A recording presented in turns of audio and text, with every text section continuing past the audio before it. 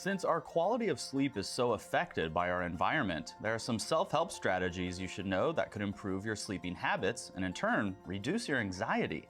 Dr. Judith Joseph runs through these key strategies in this episode. What are some self-help strategies that people can implement to help themselves with their sleep anxiety or sleep disorder? So you can control your environment, control your bedroom. The bedroom is only for sleep and sex. And all right, now I want to stop you on that. Okay. If you were really focusing on the sleep, could you just use it for sleep? No sex? Well, sex helps you fall asleep. Okay, so sex could be a catalyst for better sleep then too. Okay, good to know. All right. And then limit the amount of, we talked about blue light, how it mimics the sun. Limit the amount of screen time in the bedroom. So turn off the computer in the bedroom if you have one in the bedroom. Don't use your iPhones or your smartphones in bed. And also keep the room at a cooler temperature because your body naturally drops its temperature during sleep hours. So try to mimic that environment that's comfortable for your body during sleep. There are other things that you can do to make the environment more relaxing. Close the shades, make sure that you can close the windows so you don't have the outside noise bothering you. Try not to watch stimulating movies at night or check your work emails at night because your brain will not relax. There are other techniques like deep breathing, belly breathing that help your body to cleanse the particles from your brain that are toxic.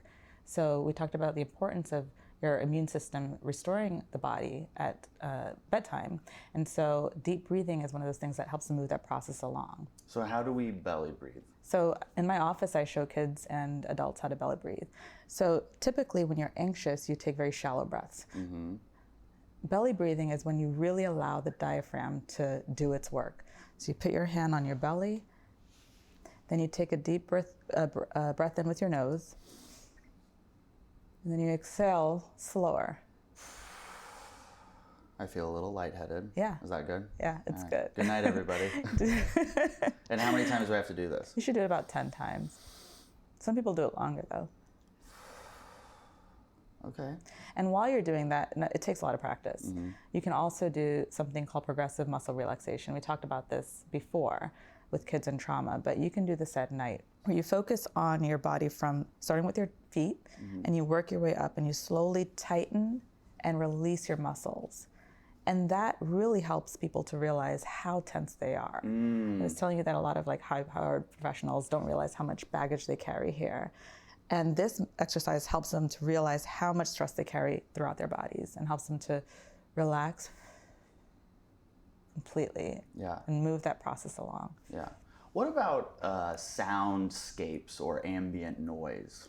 That helps actually, especially if you're a light sleeper. In the early stages of sleep, you really can't fall into the deeper stages if you're distracted by the environment. And so sound machines have been able to help people to fall into the deeper parts of sleep once they've gone past the shallow parts of sleep. However, you have to be careful because there are some studies that show that sound machines can interfere with hearing in younger kids, so you don't want it blasting. And I have occasionally used guided sleep meditations where I listen to somebody's voice and they basically lull you into a sleep. What are your thoughts on that? It does work. Okay. Especially, I recommend the ones that go along with progressive muscle relaxation because the person who has a very soothing voice lulls you into how to breathe, how to relax. And then eventually people don't get through the entire recording because they're asleep. Right. Now, a lot of people, especially right now, are really excited about scents and how smell can help them fall asleep. The smell of lavender, for example. Does that actually work? It does. It does? It works. I feel like that is got to be a joke, but you're telling me it works. There are essential oils in every single office in my suite. Really? Yes. Okay, and these are smart people. Okay, so they're saying it can help. What essential oils or what scents help the most? I do like lavender. I also like rosemary.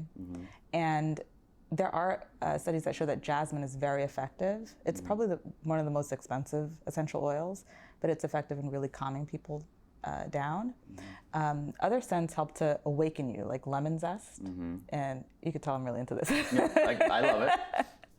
And orange, anything citrusy really awakens, and peppermint as well. Yeah. And what about foods? So heavier foods at bedtime are a no-no. They're a no-no. They're a no-no. Well, see, that goes against my logic because you eat a ton on Thanksgiving and then you fall asleep on the couch. So I would assume if you eat a ton before bed, that'll help you fall asleep. You're making your body work too hard. So how do we utilize food to help us get better sleep? Generally speaking, it's healthier to eat smaller meals throughout the day. It moves your metabolism along. It's easier for you to get about, and it's just better for you all around. It's a better way to live. Yeah. Avoid caffeine at least 6 hours before sleep. Yeah. Caffeine really disrupts sleep. People aren't aware of how much caffeine they're taking in because a lot of people don't realize that tea has a lot of caffeine. And there are a lot of herbal teas out there to help you sleep, but you have to check the label. So let's talk about the why of some of the reason these things work. Let's start with the essential oils. Why do those work? So studies have shown that when you relax the senses, when you do things that are pleasurable, it releases chemicals that help you to relax in general for your body. So when you do pleasurable things, dopamine, serotonin, all get regulated. And that's why there are certain fields in psychology, such as DBT, dialectical behavioral therapy, where a very quick and easy way to relax is to pleasure the senses. And so for a child, for example, who is feeling very stressed at nighttime, you may ask them to touch a soft blanket, hold a teddy, or even use a transitional object like a blankie. You mentioned that one reason or the reason to not eat a lot of food before bed is because it makes your body work harder. Can you explain what you mean by that? So your body has to use energy for all elements, right? So when you eat heavier foods at night, that's when your body's really trying to downregulate. Your body's not trying to work harder. And by making your body work harder, by breaking down and digesting larger components of food, you're not aiding that process along. But then why do I feel tired when I eat a chimichanga? Because you're probably releasing a lot of, they're proteins that break down to serotonin. And so you get that kind of like tyrosine effect, but it doesn't help you throughout the night. Got it. So it may make sleep more uncomfortable throughout the night. Got so it. While initially it makes you drowsy, it doesn't help you throughout the night. So I love going to bed with the guided meditation and some guy telling me to close my eyes and, wiggle my toes or whatever he's telling me to do. But why does that work? It works because when you use guided meditation, you are sending a signal to your brain to start moving the cerebral spinal fluid along. And CSF bathes your brain and takes toxins away from your brain. And physiologically, when your body's relaxing, it's signaling your brain that this is time to start cleaning up. We mentioned how people who don't sleep have worsened immune systems. It's because their brains aren't getting that signal to start cleaning up. Wow. And that's why the breathing exercises work as well. Yes. Okay. And that's why exercise works as well.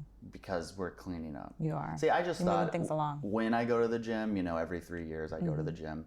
And when I go to the gym and then that night I go to bed, I just sleep better because my body's physically exhausted. But you're saying it's not just that. It's even both. more. It's both because exercise also increases circulation throughout your arteries and your veins and your muscles.